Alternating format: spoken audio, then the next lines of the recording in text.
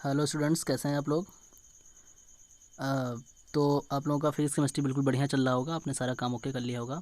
आज हम लोग स्टार्ट करेंगे अपना मैथ्स। ठीक है, मैथ्स में बहुत इंपॉर्टेंट टॉपिक स्टार्ट करने वाले हैं जो कि है इंटीग्रेशन। अब देखो, इंटीग्रेशन क्या है कि अपने आप में एक बहुत बड़ा टॉपिक है। ये टॉपिक महीनों चल सकता है। ठीक, तो इसको हम लोग अच्छे से फिनिश करेंगे। एक हफ्ता लगे, 10 दिन लगे, लेकिन इसकी पूरी नॉलेज लेंगे। इसमें जितने भी टेक्निक्स हैं, जितने भी फॉर्मूले हैं, ठीक है, तो हर चीज़ हम पढ़ेंगे और अच्छे से इंटीग्रेशन को समझेंगे। देखो, एक बात मैं आपको बता दूं कि इंटीग्रेशन पढ़ने के लिए बस आपको एक चीज़ ध्यान रखना है कि अगर आपका फार्मूला एकदम क्लीन है, ठीक है, अच्छे से अगर आपने फार्मूला ओके कर रखा है, ये चैप्टर बस बेसिकली आपका एक फार्मूला बेस्ड है और कुछ नहीं है। ठीक है, तो फार्मूला एकदम अच्छे से रट्टा मारना। और फार्मूला याद कैसे होगा कि आप मैक्सिमम क्वेश्चन करें, ज़्यादा से ज़्यादा क्वेश्चन उड़ाएं, तो आपका एक अच्छा एक्सपीरियंस बन जाएगा। और जो एक रहेगा इसका जो फार्मूला है, जो इसके फार्मूले की प्रूविंग का जो ट्रेंड चलेगा, जो हम प्रूव करेंगे फार्मूले को कभी कभी, तो जो इंटीग्रेशन होता है वो बेसिकली एक बहुत बड़ा रोल प्ले करेगा आपको, आपके जो आगे मैथमेटिक्स आने वाली जो मैथमेटिक्स होंगी। तो क्या करना है कि इसको बहुत अच्छे से पढ़िए और आपका ये एक बहुत ज़्यादा मतलब एक कह सकते हो कि 40% जो मार्क आपके एग्ज़ाम का यही कवर करता है। ठीक है, तो इससे कई चैप्टर रिलेटेड रहेंगे। और देखिए, जो आपने डिफरेंशिएशन पढ़ा हुआ है उसका भी यूज इस चैप्टर में होने वाला है। तो डिफरेंशिएशन जो आपने बेसिकली भी थोड़ा बहुत पढ़ा है वो चीज़ें ध्यान रखिएगा हल्का फुल्का। बाकी कुछ चीज़ें और मैं डिफरेंशिएशन के बारे में इसमें बताऊंगा, क्योंकि बिना डिफरेंशिएशन के यूज़ के आपके कुछ पार्ट ऐसे होंगे, जैसे सब्सटीट्यूशन वाला पार्ट आएगा, तो उसमें आपको क्या करना होगा, डिफरेंशिएशन का यूज़ करके ही आप उसका इंटीग्रेशन कर पाओगे। तो शुरू करते हैं, टाइम वेस्ट करेंगे तो कोई मतलब नहीं निकलेगा। ठीक है, तुरंत स्टार्ट कर देते हैं कि इंटीग्रेशन होता क्या है और इसको हम कैसे आगे बढ़ाएं। ठीक, तो आपको याद होगा कि एक बार जब मैंने पहला डिफरेंशिएशन का जो पहला लेक्चर रेडी किया था, आप लोग पहले उसको जा करके एक बार फिर से देखें। ठीक, बहुत ज़रूरी है, क्योंकि उसमें मैंने फार्मूले के बारे में बताया हुआ है। उसमें मैंने एक साइड मैंने डिफरेंशिएशन के बारे में बताया था, ठीक है, तो एक साइड मैंने इंटीग्रेशन के बारे में पूरा बताया हुआ था कि उसमें फार्मूले हैं, ये फार्मूले आप याद कर लीजिए।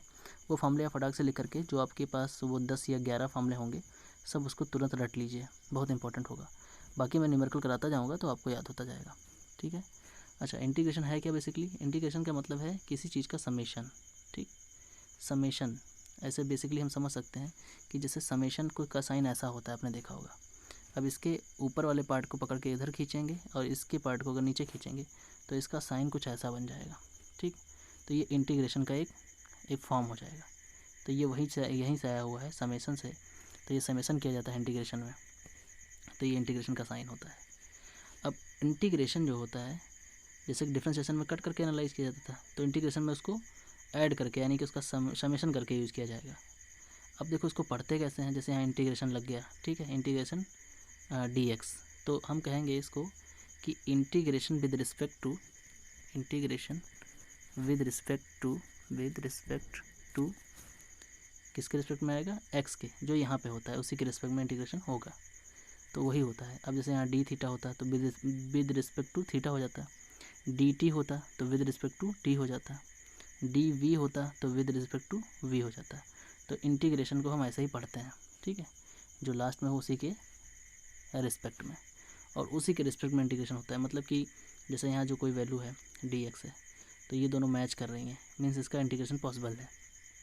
वही हम कहते हैं कि यहाँ पे x लिखा हो और यहाँ पे y लिखा हो, तो इसका इंटीग्रेशन करने में मतलब मुसीबत आएगी, दिक्कत आएगी, हमको इसको पहले चेंज करना पड़ेगा। समझ रहे हैं।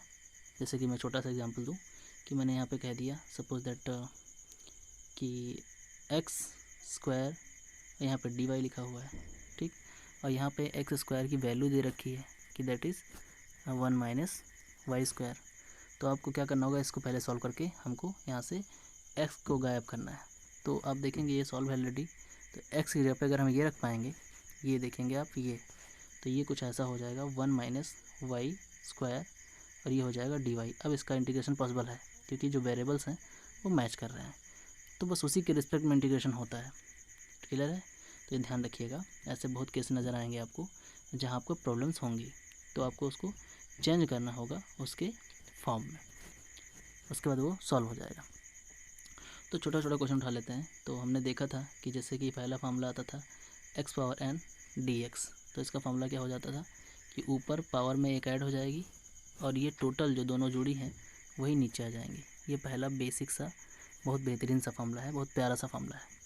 तो इस फार्मूले को आपको ध्यान रखना है, ठीक है, बहुत इंपॉर्टेंट फार्मूला है ये। अब देखो फॉर एग्जांपल जैसे मैंने कह दिया x पावर 5, ठीक है, तो इसको स्पीड में याद रखने के लिए ऐसे याद रखें कि पावर एक ऐड होगी तो 6 हो जाएगा, वही नीचे 6 आ जाएगा, ठीक है। बेसिक यही फार्मूला है जो ऊपर दिख रहा है। तो बहुत स्पीड में ध्यान रखें इस चीज़ को। और अगर कहीं रूट लगा हो तो रूट के केस में ध्यान रखें कि रूट ये क्या हो जाता है, x 1/2 हो जाता है, और ये चीज़ क्या हो जाएगी, पावर एक ऐड होगी ऊपर, यानी कि 1/2 में एक ऐड होगा और वही चीज़ नीचे आएगी, 1/2 + 1 मीन्स क्या आ जाएगा 3/2, और ये आ जाएगा पलट के 2/3, क्योंकि नीचे आएगा सॉल्व होकर 3/2 तो 2 ऊपर चला जाएगा, ठीक। ऐसे ध्यान रखिए कि अगर क्यूब का आएगा तो ये आप किस में कन्वर्ट करेंगे, 1/3 में, फिर इसका इंटीग्रेशन करेंगे, ठीक। ऐसे आपका 4 आएगा तो सेम वही प्रोसेस, क्या लिखेंगे 1/4, तो फिर उसके बाद इसका इंटीग्रेशन करेंगे। तो ये छोटी छोटी चीज़ें ध्यान रखना है। अच्छा, अब इम्पॉर्टेंट बात क्या है कि ये फार्मूला जैसे हो गया, अब यहाँ पे ध्यान रखें कि कभी कभी क्या होता है कि आपके पास में जितने भी फंक्शन हैं, जितने फंक्शन आपने पढ़े हैं, ठीक है, फंक्शन वैसे आपने अभी पूरा नहीं पढ़ा है, फंक्शन हमने छोड़ रखा है, बट फंक्शन मैं स्टार्ट करूँगा, ठीक है, उसमें समझाऊँगा, बट थोड़े बहुत फंक्शन के पार्ट तो मालूम होंगे ही। तो फंक्शन को आपको, तो मैं फंक्शन की बात कर रहा था, तो फंक्शन में क्या होगा, जैसे कि ट्रिगोनोमेट्रिक फंक्शन, ठीक है, अलजेब्रिक फंक्शन, ठीक, लॉगरिथमिक फंक्शन और एक्सपोनेंशियल फंक्शन, तो ये सारी चीज़ें आपको नज़र आने वाली हैं। तो ये जो सारे फंक्शन होंगे, अगर ये डायरेक्टली आपको उसके वेरिएबल मैच कर रहे हैं, छोटी छोटी बातें हैं, इनको नोट करके रखिए, क्योंकि ये आपको बहुत काम करेंगे इंटीग्रेशन में, वरना आप इंटीग्रेशन में बहुत परेशान हो जाओगे। इसमें बहुत सारी बातें आती हैं।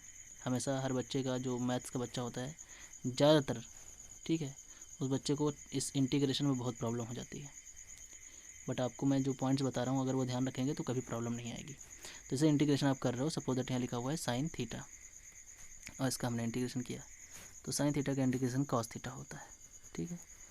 बट यहाँ ध्यान रखिए कि ये थीटा है तो यहाँ थीटा है, मतलब ये वेरिएबल मैच कर रहे हैं, मतलब कि इसके रिस्पेक्ट में इंटीग्रेशन पॉसिबल था, ठीक।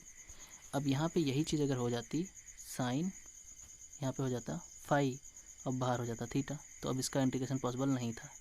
तो आपको किसी तरह से इसको थोड़ा सा रिप्लेस करके या सॉल्व करके या कुछ एज्यूम करके इस वेरिएबल को चेंज करना होगा हमें, किसमें, थीटा में चेंज करना होगा। यही चीज़ आपके माइंड में होनी चाहिए। तो ये ट्रिगोनोमेट्री के बारे में बात होगी, ऐसे ही अलजेब्रा भी होगा, ऐसे लॉग भी होगा, और ऐसे ही एक्सपोनेंशियल भी होगा, ठीक है। और इन सब के, अब ये सारी चीज़ें जो पूरी मैथमेटिक्स आपने अपनी लाइफ में पढ़ी है, ठीक है, सारी मैथमेटिक्स, ठीक है, ये ध्यान रखिए आप, बेसिकली उन सब का जो डेमो है वो आपको इसमें देता रहेगा। ये चैप्टर ऐसा है कि ये सारे चैप्टर्स को, सारे मैथमेटिक्स को ये पूरा कवर करता है, ठीक। तो पूरी मैथमेटिक्स के फंडे सब कुछ आपको माइंड में रख करके, ध्यान में रख करके तब चलना है। बाकी बेसिकली मैंने बोल दिया पहले ही कि ये चैप्टर केवल फार्मूला बेस्ड है। तो आपको अगर फार्मूला अगर तैयार है और आपके तरीके, यानी कि जो टेक्निक होती है वो आपकी तैयार है, तो आपका कोई भी क्वेश्चन ऐसा नहीं होगा जो लगे ना, बिल्कुल मज़ेदार तरीके से लगेगा। और हाँ, मैक्सिमम क्वेश्चन लगाएं बिल्कुल अच्छे से, वही पुराना तरीका जो मैंने बता दिया है कि आप पहले आर.डी. शर्मा पे फोकस करें, आर.डी. शर्मा के सारे क्वेश्चन लगाएं, उसके बाद फिर आप एन.सी.ई.आर.टी. के एग्जाम्पल सही सब कुछ लगाएं, तो प्रीवियस ईयर के क्वेश्चन लगाएं, वो सारी बातें ध्यान रखिए, ठीक है, तरीका वही रहेगा, ठीक है। आगे बढ़ते हैं। तो ऐसे ही सारे फार्मूले होंगे। तो पहला ये फार्मूला हो ही चुका था। सेकंड फार्मूला अगर हम बात करें, तो जैसे कि सेकंड से जितने भी होते हैं, यानी कि ट्रिगोनोमेट्री के जितने भी फार्मूले हैं, वो सब आपको बिल्कुल उस वीडियो में मिल जाएगा और आप देख सकते हो। आपके बुक में भी सारे फार्मूले लिखे हैं 1 बाय 1 करके, वो सारे फार्मूले मैं अभी यहाँ डिस्कस करने वाला नहीं हूँ। ये छोटी छोटी चीज़ें हैं, आप बिल्कुल रट्टा मार लीजिए, ठीक है। हम लोग अच्छे क्वेश्चन करेंगे और सीखेंगे सारी चीज़ें। तो sine theta, cos theta, tan theta, cot theta, ठीक है, कॉसेक, सेक, ये इन सब के इंटीग्रेशन, आप बेसिक इंटीग्रेशन जो होते हैं उसका फार्मूला बिल्कुल रट लीजिए, ठीक है, क्योंकि आपको आगे बहुत यूज़ होने वाला है इन सब का फार्मूला। तो आप क्या काम करें, या तो बुक से सारे फार्मूले आप नोट कर लें फटाफट और याद कर लें, या तो जो मैंने लेक्चर दिया था उस लेक्चर में चले जाएं, वो सारे फार्मूले वहाँ पे मेंशन हैं, सारे फार्मूले याद कर लीजिए, ठीक है। तो हम सारे बेसिक फार्मूले जो इंटीग्रेशन के हैं लगभग मैं डिस्कस कर दे रहा हूँ और आप याद कर लीजिए, बहुत इंपॉर्टेंट है। मैं बार बार बोल रहा हूँ कि ये फार्मूला बेस्ड चैप्टर है, फार्मूला ज़रूर याद करके रखिए, वरना आपको मुसीबत होगी, ठीक है। तो पहला फार्मूला ये आपने देखा है, इसको मैंने डिस्कस कर दिया है, और ये सारे फार्मूले लिखे हुए हैं एक्स के रिस्पेक्ट में। आप देख लीजिएगा किसी क्वेश्चन में कि कैसा क्या रिस्पेक्ट है, उसके अकॉर्डिंग ही करिएगा, ठीक है। तो यहाँ एक्स के रिस्पेक्ट में सबको किया गया है, आप देख रहे हो सब जगह एक्स है, बाकी जो जिस रिस्पेक्ट में दे रखा हो उस रिस्पेक्ट में आप करिएगा, ठीक है। तो एक्स पावर एन हमने देख लिया कि एक्स पावर एन कैसे होता है ये फॉर्मूला। ये जो कांस्टेंट लगा हुआ है ये सी, ये कांस्टेंट होता है, ये आप बेसिकली हर जगह लगा सकते हो, ठीक है।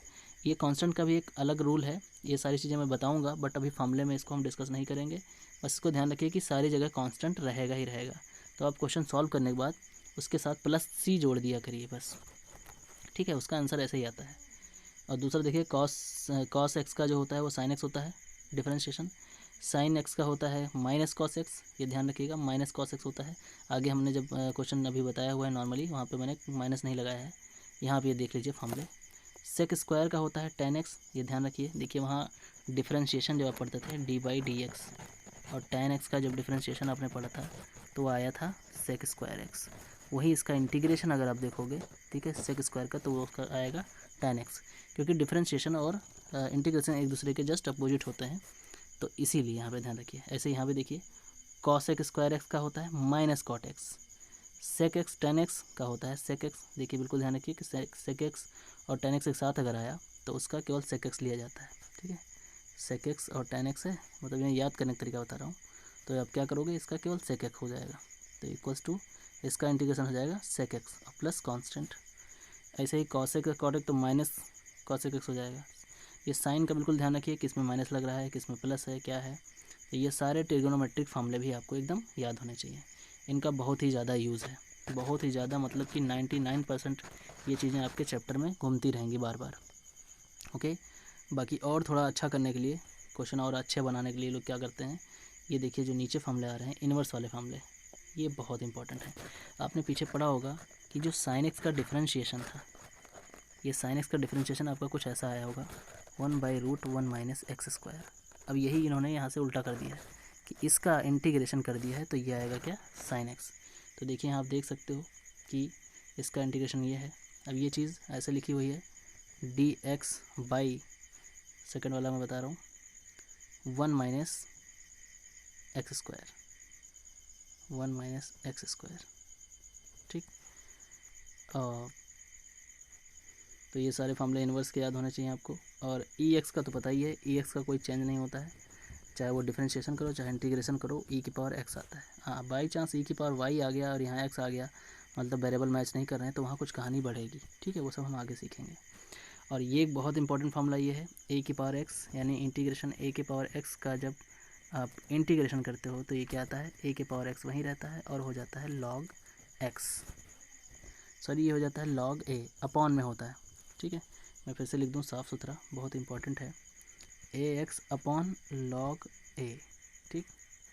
ये चीज़ ध्यान रखिए, वही चीज़ डिफरेंशिएशन में थी ए एक्स लॉग ए, ठीक, ये थी डिफरेंशिएशन में, और यहाँ अपॉन में है, बिल्कुल ध्यान रखिए। तो ये सारे फार्मूले आपको पता होना चाहिए। और इसके अलावा ये जो अलग से फार्मूले दे रखे हैं टैन का, कॉट का, सेक का, कॉसेक का, ये भी एक बहुत इंपॉर्टेंट फार्मूला है।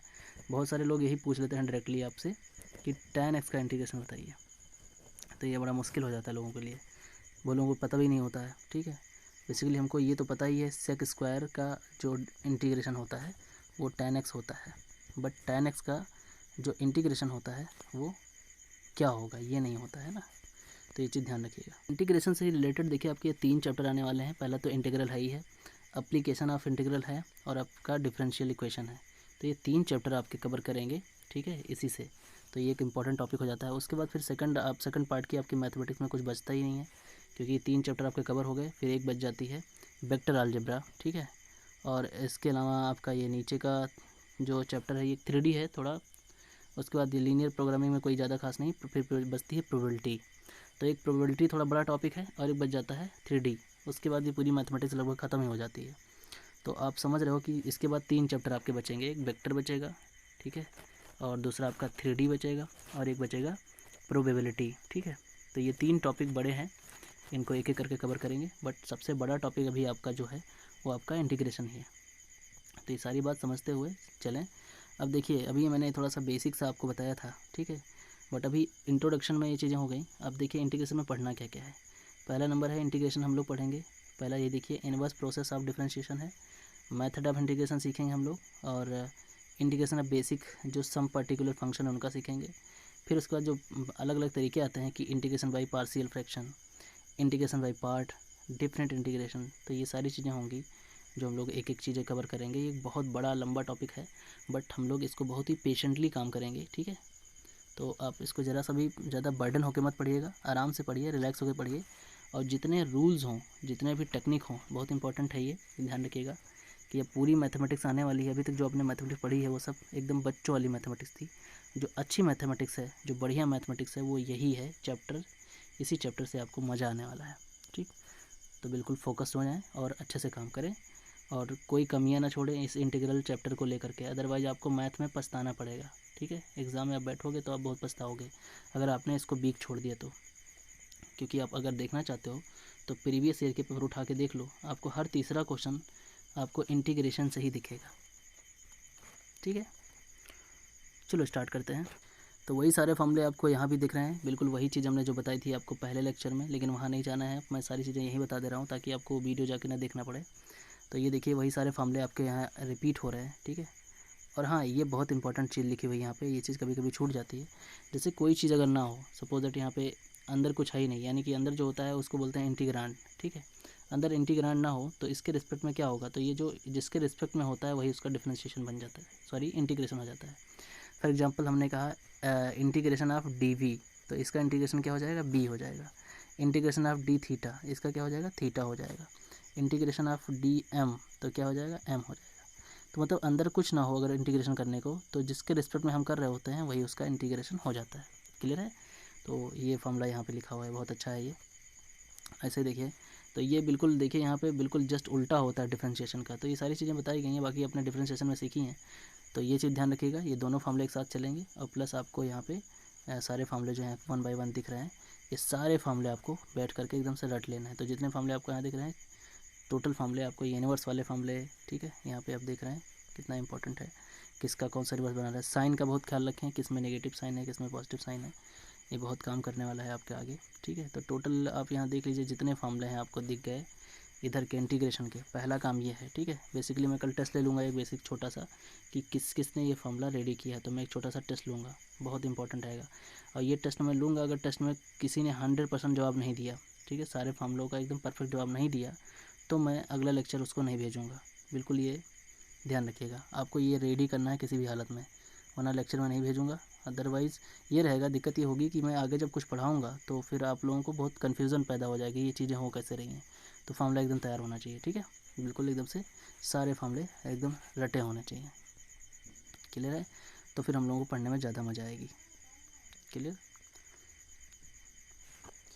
तो देखिए, बहुत ही ज़्यादा स्ट्रॉन्ग करने के लिए हमारा जो इंटीग्रेशन टॉपिक है, अब इसमें बता दूं कि इसका जो लेंथ है वो कितना है, बिल्कुल ध्यान से देखिएगा। तो जैसे हमने डिफरेंशिएशन की बात की थी, वैसे इंटीग्रेशन आपका जब आप आर डी शर्मा लगाने बैठोगे, ठीक है, आर डी शर्मा की बुक जिसके पास होगी, ये टोटल आपके पास 32 एक्सरसाइज लेती है। सोचिए 32 एक्सरसाइज है। अब इसमें कितने कितने क्वेश्चन है इसका कोई मतलब नहीं है, कोई पता नहीं है कितना है, बहुत ही ज़्यादा है। तो सारे आप करोगे और एग्जाम्पल्स भी देखोगे, ठीक है, कुछ और एक्स्ट्रा क्वेश्चन भी होंगे, तब जाकर आपका ये चैप्टर बिल्कुल स्ट्रांग होता है। तो बिल्कुल ध्यान से बहुत टाइम देना है इस पर और बहुत ज़्यादा करना है, ठीक है। तो आज मैं कुछ क्वेश्चन एक्सरसाइज फर्स्ट से उठा लेता हूँ और वहाँ से मैं आपको करवा देता हूँ। तो हम लोग करना शुरू करते हैं एक्सरसाइज 1 इसका मतलब पहला एक्सरसाइज करना स्टार्ट करते हैं और कुछ क्वेश्चन करते हैं और समझते हैं कैसे काम करती है इंटीग्रल। तो पहले एक्सरसाइज के कुछ 4 क्वेश्चन आपके सामने दिख रहे हैं, देखिए मैं लिख दे रहा हूँ। x⁴, दूसरा है x⁴ और तीसरा क्वेश्चन है x⁴ और ऐसे ही चौथा क्वेश्चन है x⁴। अब ये सारे क्वेश्चन आपके एक फार्मूले पे बेस्ड हैं, जो कि आपका फर्स्ट फार्मूला था। क्या था वो, x⁴n, ठीक है, इक्वल्स टू, जो कि क्या होता था, पावर में एक ऐड करो तो n+1 और नीचे वही पावर आ जाती है, ठीक। तो ये इसी पे बेस्ड है सारा। पहले आप देखो तो कितना आंसर आएगा। जैसे सॉल्व करने का तरीका क्या है कि आप x⁴ को क्या करोगे, पहले लिखोगे इंटीग्रेशन, तो फिर इंटीग्रेशन करने के बाद क्या आ जाएगा, x⁴ और नीचे भी आ जाएगा 5, तो हो गया इसका आंसर। ऐसे सेकंड है x⁴ 5/4 dx, तो क्या होगा, पावर एक ऐड होगी, 5/4 में एक पावर ऐड होगी और वही नीचे भी आ जाएगा 5/4 + 1, मीन्स कितना आंसर आ गया, 4 × 4 और 5 9, मतलब x पावर 9/4 और नीचे क्या आ जाएगा 4/9।